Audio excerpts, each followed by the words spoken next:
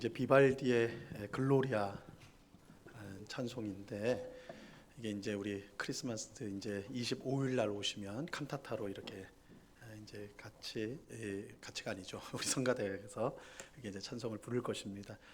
이 찬송을 지난주 이번 주 그죠? 25일까지 하는데 그거를 크리스마스 때 다 같이 또 한다는 것이죠. 그래서 지금은 예습 같은 겁니다. 저처럼 언제 끝나는지 몰라서 긴장하지 않도록. 제가 지난주는 놓쳤는데 오늘은 제대로 나왔어요, 그죠? 예, 귀한 찬송입니다. 우리 하나님께서 영광을 받으시고 우리가 이 주일날 이 성가대 찬송을 통해서 이 성탄의 귀한 은혜를 또 한번 마음에 되새길 수 있어서 너무 감사합니다. 이 로버트 멍어가 쓴 내 마음 그리스도의 집이라는 책이 있습니다. 내 마음 그리스도의 집, 이거 베스트셀러인데요. 아마 안 읽어보신 우리 성도님들은 기독교 서점이나 일반 서점에서도 팔 거예요. 굉장히 이제 소책자인데 그림책이에요. 동화처럼 돼 있는데 한번 꼭 읽어보시면 이게 생각할 거리가 많은 책입니다. 내 마음 그리스도의 집이라는 책인데요. 이 주인공이 예수님을 믿어요. 예수님을 믿고 이제 영접을 하는데 그 영접하는 과정을 마치 내 마음에 집이 있고 예수님을 그 집으로 모셔드리는 것으로 묘사를 한 겁니다. 그래서 예수님을 믿고 영접함으로 예수님이 내 삶 속에 들어오시는데 그거를 마치 그림처럼 내 마음에 집이 있어요. 그 집에 예수님을 모시고 그 집을 하나씩 그 집 안에 있는 방들을 방문을 하는 겁니다. 서재도 방문하고 부엌도 방문하고 거실, 작업실 이렇게 차례로 방문하는 그 방문을 예수님과 함께 방에 들어가서 함께 살펴보는 이야기를 쓴 거예요. 제일 먼저 서재에 딱 들어갔어요. 예수님과 함께 들어갔어요. 딱 예수님과 딱 들어갔는데 이 사람 처음 들어갈 때 아무런 문제가 없었어요. 뭐 내 서재에 책장에 있는 책들, 내가 평소에 보는 책들 괜찮은 거지 생각하고 딱 들어갔는데 예수님이 딱 옆에 있으니까 갑자기 눈에 보이는 게 시작하는 거예요. 아, 이거 예수님 보실 때는 이거 옳지 않은 책이겠구나. 굉장히 이게 바람직하지 않은 책이구나. 나쁜 내용이 있구나. 나쁜 그림이 있구나. 이 책들이 딱 보이기 시작하는 거예요. 너무 민망해가지고 빼는 거죠. 근데 너무 많아요. 그래서 할 수 없이 예수님한테 예수님 저 좀 도와주세요. 책장 좀 정리할 수 있도록 도와주세요. 예수님이 그래, 네, 같이 할게. 그래서 잘못된 그릇된 책들을 다 빼는 겁니다. 그러니까 빈칸이 생기겠죠. 거기에 예수님이 성경책을 딱 주는 거예요. 하나님 말씀이 성경책. 이 너의 서재가 하나님 말씀으로 채워지기를 바란다. 이렇게 말씀을 하십니다. 그 다음에 이제 부엌을 향해 가는 거예요. 예수님 시장하시죠. 제가 맛있는 거 차려드릴게요. 제가 평소에 음식 잘하는 거, 제가 관심 있고 제가 좋아하는 음식, 밥이랑 반찬이랑 만들어 드릴 테니까 조금만 기다리세요. 그래서 이 사람이 열심히 밥과 반찬을 만들어요. 그 밥과 반찬이 뭐냐? 돈, 학위, 지식, 아파트 계약서 이런 것들 밥이랑 반찬으로 그걸 만들어 가지고 예수님 앞에 딱 내놓는 거예요. 근데 예수님 드시질 않아요. 그래서 이 사람이 이제 걱정이 돼서 예수님 왜요? 이거 제가 너무너무 좋아하는 건데 예수님 마음에 안 드세요? 맛없게 보이세요? 예수님 말씀합니다. 나는 내가 모르는 양식이 있다. 내가 먹는 양식이 너와는 다르다. 내 양식은 하나님의 뜻을 행하는 것이다. 하나님의 뜻을 행하는 것이다. 그러면서 이 주인공에게 말합니다. 너가 먹는 것들, 너 그거 먹고 많이 먹고 배부르고 그게 항상 너를 만족시키느냐? 아니죠. 아닙니다. 그래, 그거는 이 세상의 것들은 너를 만족시킬 수 없어. 하나님의 뜻을 행하는 것이야말로 정말 우리를 배부르게 한단다, 만족하게 한단다. 너도 나와 같은 양식을 먹길 바란다. 이렇게 말씀하는. 그리고 이제 거실로 가고 계속 있어요. 작업실로 가 이어집니다. 이야기는 이어지는데요. 여러분, 만약 예수님께서 우리 마음 속에 들어오신다면 여러분 어떤 마음이 드실까요? 예수님과 함께 우리 마음속의 집을 한 방 한 방 다 이제 가는 거예요. 여러분들 어떤 마음이 드시겠습니까? 제 마음은 언제든지 예수님 괜찮죠. 이런 자신감이 있으십니까? 아니면 여기 있는 주인공처럼 혹 예수님이 봐서는 안 될 것이 있어서 당황하진 않을까요? 심각하게는 예수님이 나같이 더러운 사람과 함께하는 게 이게 말이 되는가? 이런 생각이 혹 들지 않을까요? 성경에서 가장 복을 받은 사람이 있다면 저는 에녹이 아닐까 생각을 해요. 사실 성경에 기라성 같은 위대한 사람들이 많이 등장하죠. 그죠? 뭐 아브라함, 모세, 다윗, 엘리야, 신약으로 넘어가면 베드로, 바울, 기라성 같은 사람들이 나옵니다. 이 사람들의 내용이 성경에 많은 분량 실려져 있습니다. 근데 그들과 비교하면 에녹은 사실은 무명에 가까운 사람이에요. 무명에 가까운 사람. 우리 다 에녹을 알죠? 근데 에녹에 대한 내용은 성경에 극히 적습니다. 창세기 5장 21절로 24절, 그게 제일 길어요. 에녹에 대한 이야기. 그것도 족보 속에 들어가 있는 내용이에요. 그리고 나머지 성경에 이제 히브리서나 몇몇 군데 에녹이 등장하거든요. 다 한 절씩이야, 한 절씩. 그러니까 사실은 에녹은 성경에서 굉장히 취급되지 않는 무명의 사람. 그 사람이 뭐 어떤 일을 했고 어떤 업적을 세우고 뭐 이런 거 전혀 없어요. 그러니까 굉장히 무명의 인물이에요. 그런데도 불구하고 재밌는 거는 성경을 아는 사람들 중에, 성도들 중에 에녹 모르는 사람이 거의 없어요. 에녹을 다 잘 알아요. 너무너무 유명해요. 그리고 그는 성경 인물 중에 가장 복받은 사람이다, 이렇게 평가를 받아요. 그 이유가 뭘까?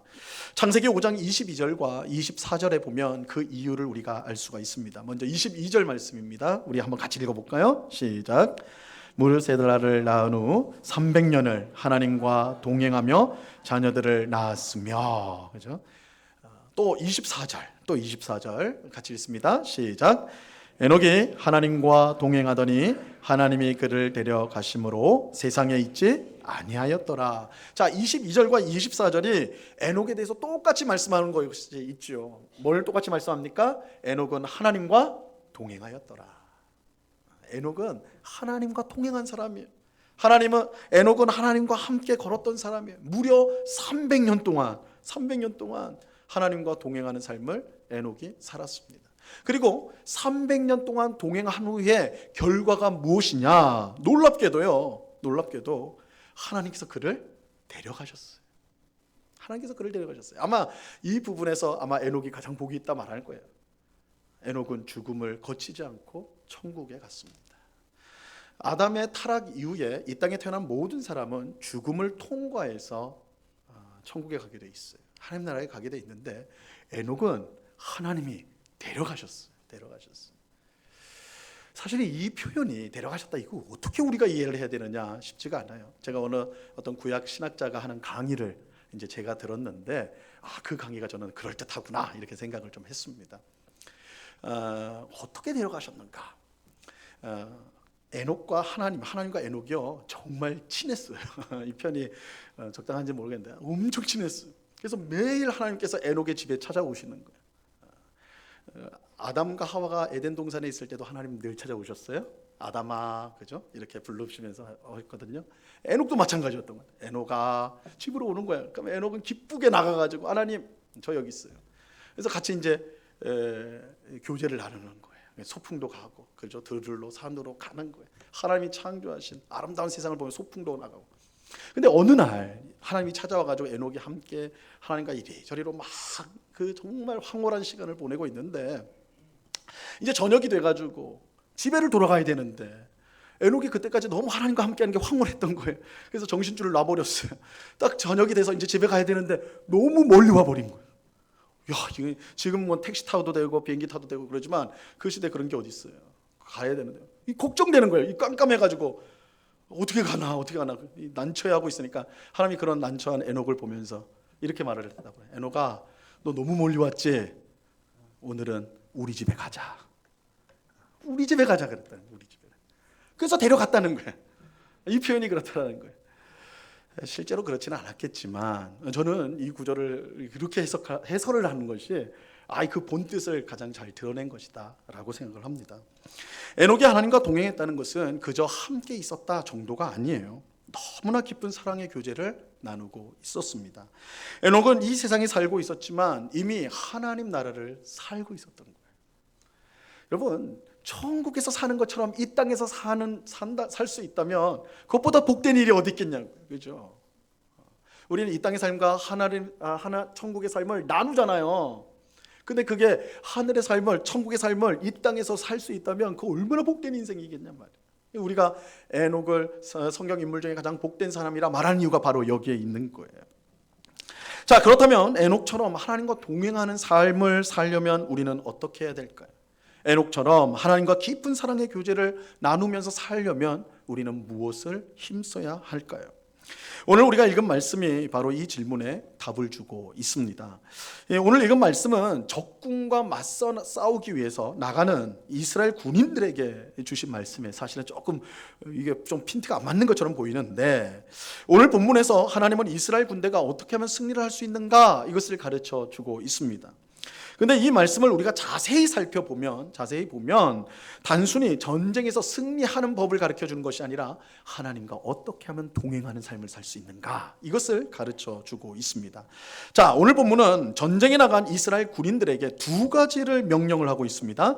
첫째는 이 밤에 진영 안에서 이 군인이 오줌을 싸거나 몽정을 하여서 몸이 부정해지면 다음날 진영 밖으로 나가서 하루 동안 격리를 해요. 그리고 밤이 되어서 목욕을 하고 다시 들어와야 된다, 이것을 명령하는 것입니다. 자, 10절과 11절 말씀입니다. 같이 한번 읽어보겠습니다. 시작. 너희 중에 누가 밤에 몽설함으로 부정하거든 진영 밖으로 나가고 진영 안에 들어오지 아니하다가 해질 때에 목욕하고 해진 후에 진에 들어올 것이요. 자, 이게 이제 첫 번째 명령이고요. 두 번째 명령은 진영 밖에, 군인들이 거하는 그 막사 바깥이죠. 진영 바깥에 화장실을 마련하라는 거예요. 변소를 마련하고 대변을 볼 때에 작은 삽을 들고 가서 거기서 이를 본 후에, 그죠? 땅을 파가지고 이를 본 후에 몸을 돌려서 그것을 흙으로 다시 덮고 들어와야 된다라는 것입니다.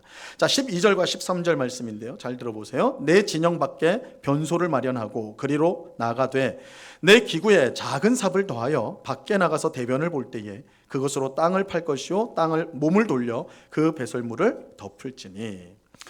자, 현대사는 우리는 이 두 가지 명령을 온전히 이해하기가 쉽지가 않습니다. 둘 다 위생의 문제, 사실은 그죠? 위생과 관련된 문제이고, 우리가 볼 때는 이런 일들을 하나님께서 친히 명령해야 될까, 그 정도로 중요한 일인가라는 의문이 들어요. 특히 화장실 시설이 지금은 이제 잘 되어 있잖아요. 우리 각 집에 다 화장실이 있고 또 공중에도 화장실이 많이 잘 준비가 되어 있는 오늘의 상황에서 볼 때에 이 진영 바깥에서 땅을 파고 대변을 본 후에 몸을 돌려 배설물을 덮어라, 이런 명령은 조금은 우스워 보이기도 한 것이 사실입니다. 하지만 하나님께서 이 두 가지 명령을 주시는 이유는 분명합니다. 오늘 본문 14절 말씀입니다. 이게 오늘 본문에서 가장 중요한 부분이에요. 같이 읽습니다. 시작. 이는 내 하나님 여호와께서 너를 구원하시고 적군을 내게 넘기시려고 내 진영 중에 행하심이라. 그러므로 내 진영을 거룩히 하라. 그리하면 내게서 불결한 것을 보시지 않으므로 너를 떠나지 아니하시리라. 우리에게 어색해 보이는 두 가지 명령은 이스라엘 군대를 거룩히 하는 것과 관련이 있습니다.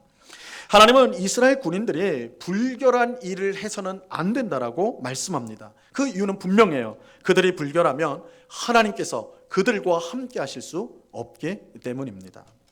하나님은 거룩하신 분이에요. 하나님은 거룩한 분이에요. 창세기부터 요한계시록까지 계속해서 강조하는 것이 하나님은 거룩하신 분이다. 그렇게 불결한 사람은 하나님과 함께 할 수가 없어요. 부정하거나 더럽거나 죄 가운데 있는 사람은 하나님과 함께 할 수가 없습니다. 거룩한 하나님과 함께 하려면 그 사람도 거룩해야 돼요. 레위기 19장에서도 하나님 명령하시죠. 내가 거룩하니 너희도 거룩하라. 하나님이 자기 백성과 함께 하기 위해서 하나님의 백성은 거룩해야 됩니다. 그렇지 않고 불결한 것이 있으면 하나님은 그 사람과 함께 할 수가 없어요. 그 사람을 떠나실 수밖에 없어요. 그런데 하나님께서 떠나시면 어떻게 됩니까? 이스라엘 군대는 전쟁에서 패하게 돼요.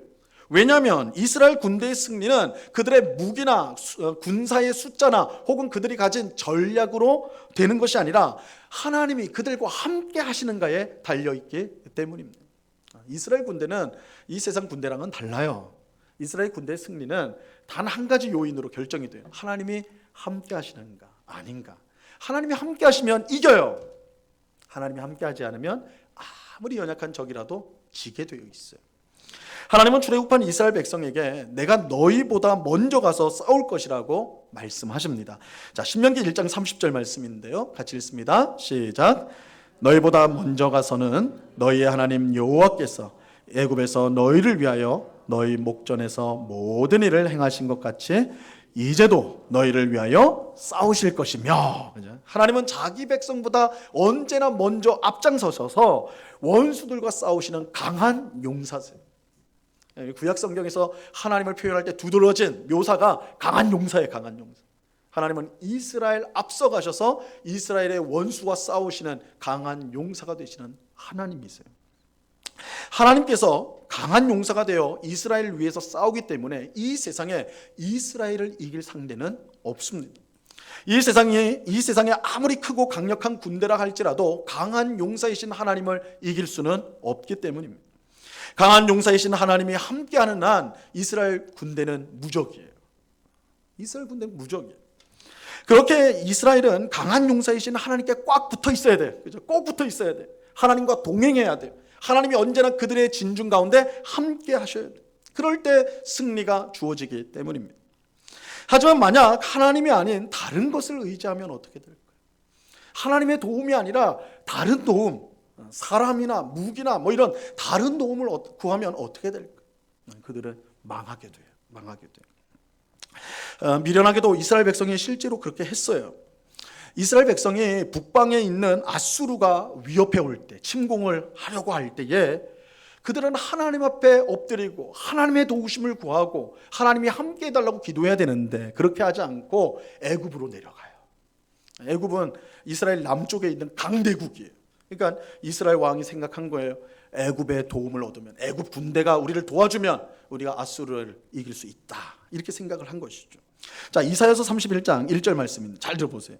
도움을 구하러 애굽으로 내려가는 자들은 화 있을진저 그들은 말을 의지하며 병거의 많음과 마병의 심히 강함을 의지하고 이스라엘의 거룩하신 이를 앙모하지 아니하며 여호와를 구하지 아니하나니. 이스라엘 백성은 하나님께 도움을 구하지 않았어요. 대신 말과 병거가 많은 애굽을 의지하였어요. 보이지 않는 하나님, 보이지 않는데 우리를 도울 수 있는가? 눈에 보이는 말과 병거가 많이 있는 애굽에게 우리가 보내자, 사신을 보내고 선물을 보내서 그 군대를 끌어들이자.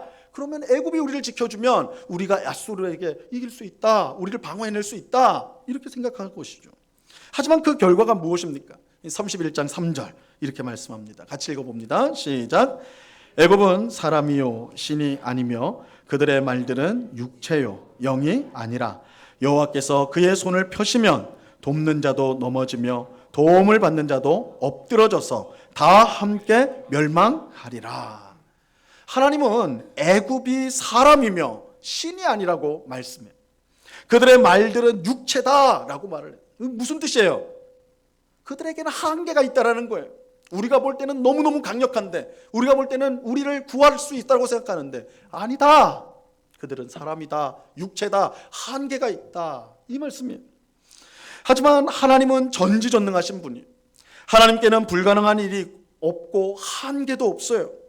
그렇기에 하나님이 손을 펴서 심판하시면 돕는 자도 넘어지고 도움을 얻는 자도 엎드러져서 모두 망하게 되는 것입니다.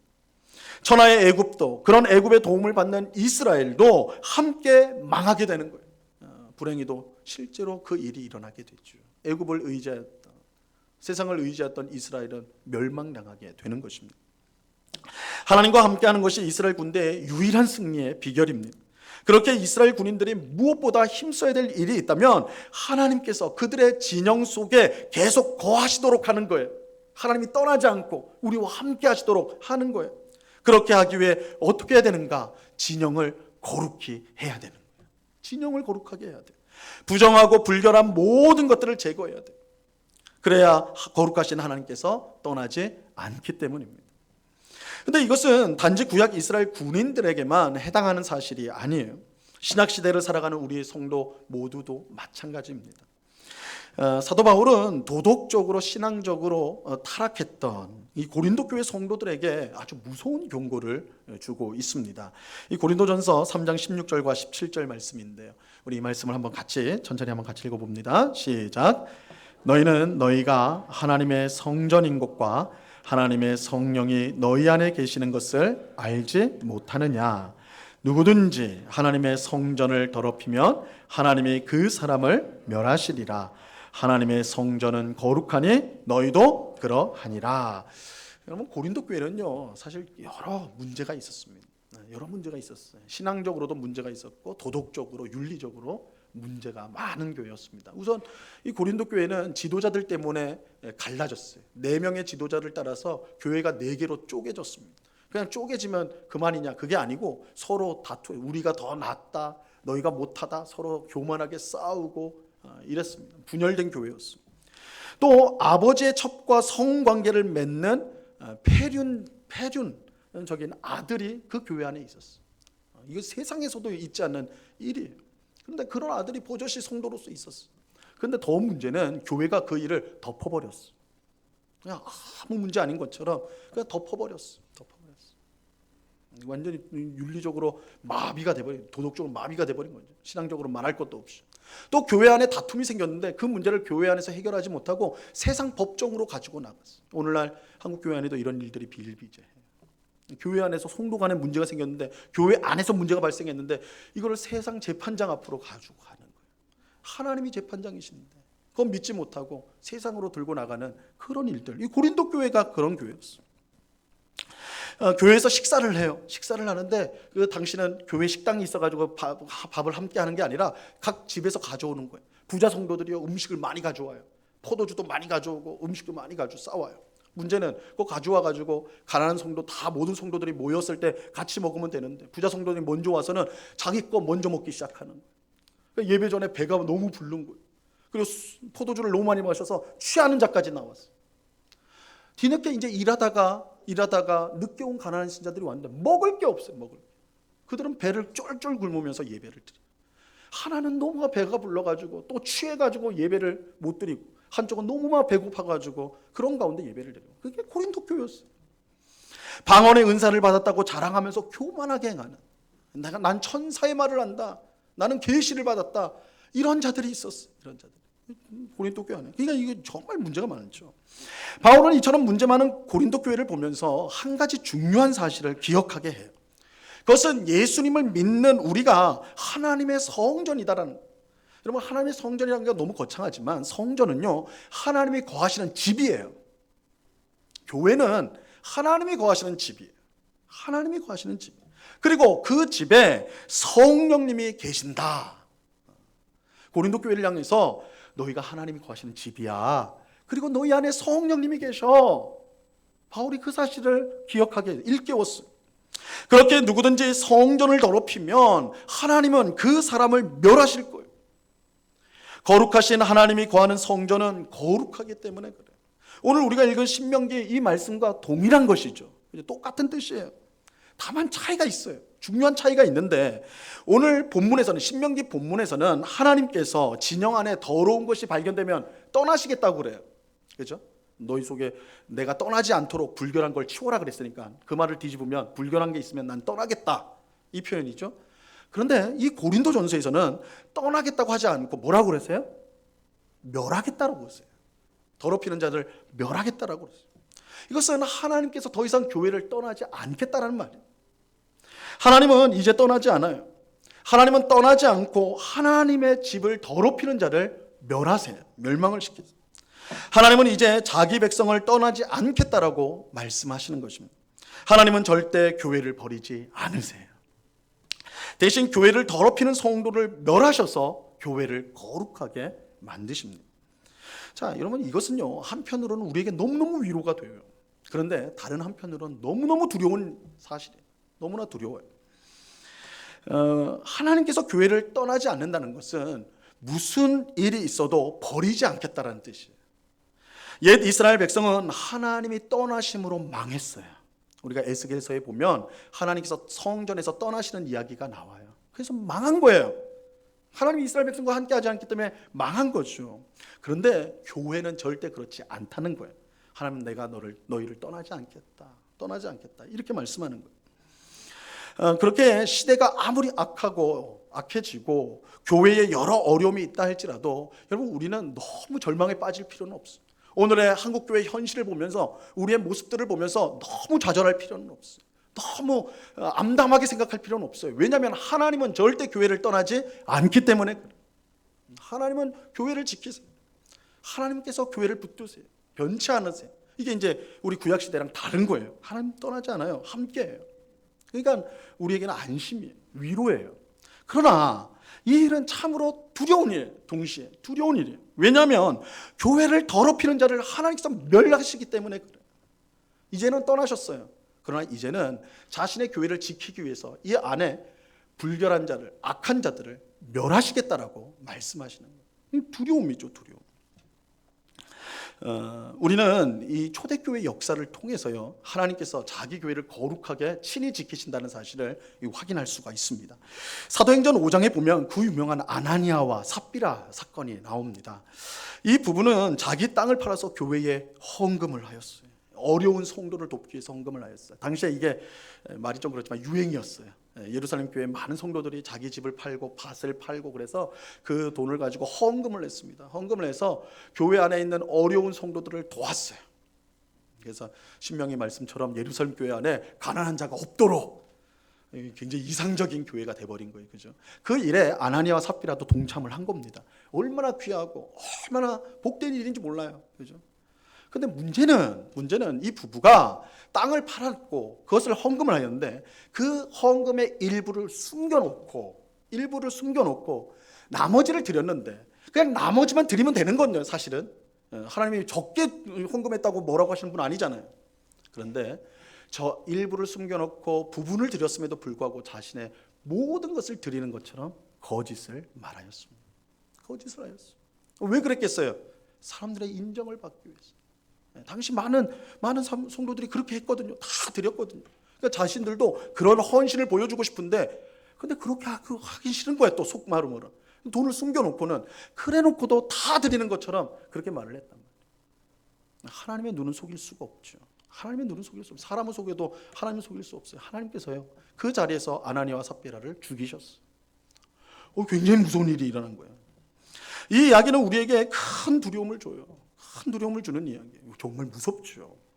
동시에 하나님이 그래도 너무하신 거 아닌가 하는 생각도 들게 하죠. 헌금을 안 한 것도 아니고 일부를 감추고 전부를 한 것처럼 행동한 건데 그게 죽을 만큼 그렇게 큰 죄인가? 만약 그런 식이라면 교회 안에 누가 남아 있을까? 우리 중에 누가 남아 있을 수 있을까? 이런 생각도 든단 말이에요. 그런데 이 아나니아와 삽비라 사건은요, 사실은 일반적인 사건은 아니에요. 하나님의 일반적인 역사를 보여주는 사건은 아닙니다. 제가 이제 초등학교 저학년일 때, 아주 어릴 때인데, 제가 어릴 때 이제 주일날 교회를 가면 어머니가 저한테 100원을 주셨어요. 헌금하라고 100원을 주셨습니다. 근데 제가 이제 사실 이 설교를 준비하면서 골똘히 생각을 해봤는데 정확히 기억이 안 나요. 제 친구가 나를 꼬셨는지 아니면 제가 스스로 그 생각을 했는지 정확하게 기억이 안 나요.